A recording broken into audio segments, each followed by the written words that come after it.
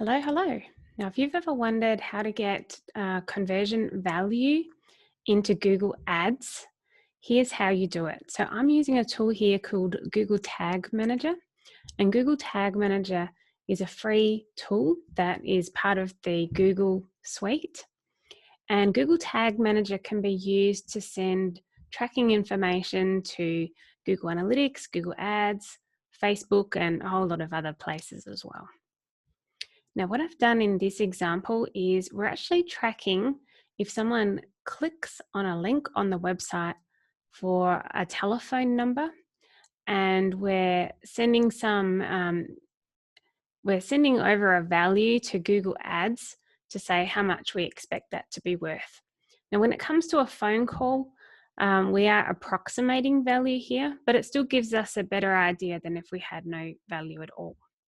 So the way that this works is in Google Ads, we actually have the ability to create a Google Ads conversion ID and label, and this identifies a particular conversion in Google Ads.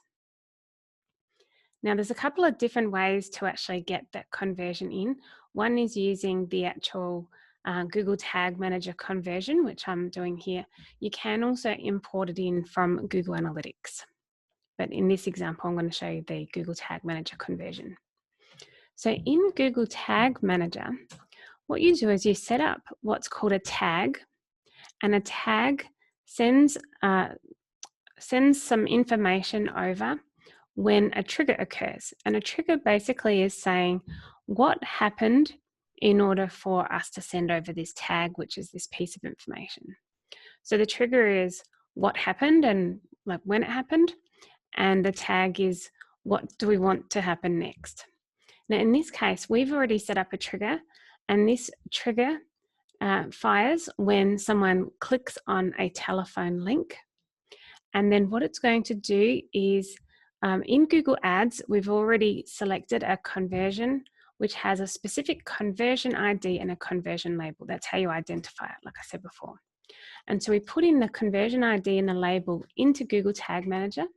We say how much value we want it to be, and then we submit that. Now, as long as Google Tag Manager is on your website, it'll now send this over to Google Ads every time someone performs the action of clicking a link.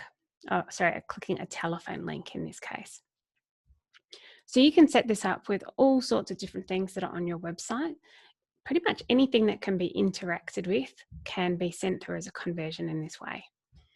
Usually I do it through Google Analytics rather than through Google Ads directly, but there is some value to doing it in Google Ads directly when you have a high volume of transactions on your website, when you have people that are using mobile phones often, and they might be flicking between mobile phone and desktop. There's some benefit as well. And also if you have a high volume of traffic, just because sending the conversion directly to Google Ads can be a little bit more accurate than having a second step of having it go through Google Analytics. But either one of them will work.